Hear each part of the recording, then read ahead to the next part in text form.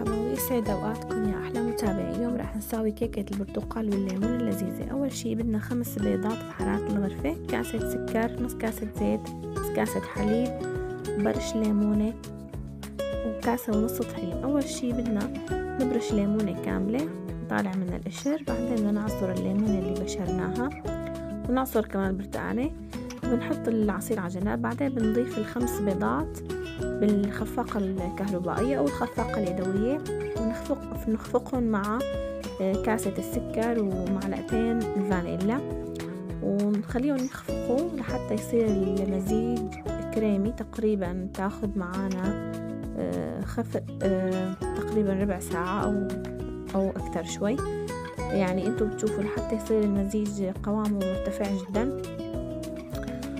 وبعد أول شي رح نخفقها على درجة سرعة عالية جدا على أعلى عيار، وبعدين لما بتصير القوام كثيف بنوطي عيار السرعة على أبطأ شي، وبنضيف الزيت النباتي والعصير الليمون البرتقان، ونضيف اللبن، المكونات السائلة يعني كلها بنضيفها، وبنخفقهم كتير على درجة خفق كتير واطية جدا جدا. إذا بتستخدموا الخفاقة اليدوية لا تستخدموا الكهربائية، خفقوا بيدكم. بعدين آخر شي بنضيف الطحين، كاسة ونص، بننخلهم مع معلقتين بيكنج باودر وبنضيفهم بالتدريج، وبنخفق كمان على سرعة خفيفة جدا. انتبهوا انه ما تعلوا سرعة الخفق لانه بيخرب معكم الكيك، ما بينفش. وبعدين بنضيفه بالتدريج، كل ما بنضيف شوية طحين بنخفقه. وراح اكرر وعيد، اذا ما كان عندكم خفاقة كهربائية فيكم تخفقوا بايدكم الخفاقة اليدوية العادية، بس ما تخفقوا بسرعة عالية. وهي بعدين جبنا قالب الكيك، دهنته زيت ورشيت عليه طحين. فيكم تدهنوا زبدة او اي شيء، طحينة مثلا كمان بيصير. وبتحطوا الخليط، بتكونوا محمين الفرن مسبقا على درجة حرارة 180 او 170 بس من تحت فقط. بتجيبوا الكيكة وبتحطوها بالرف الوسطاني وبتتركوها تقريبا تاخد معكم شي 3/4 ساعة.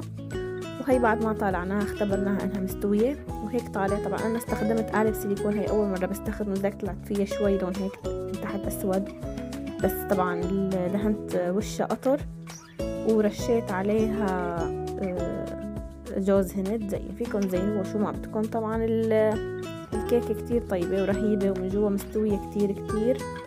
الطعمة والنكهة الليمون والبرتقان كتير كتير واضحة ولذيذة. وهي الكيكة يعني رح تنجح معكم 100%، لأنه نزلت لكم الطريقة يعني بالتفاصيل الدقيقة من دون أي يعني من دون ما أنه أخبي عليكم أي شيء بالوصفة.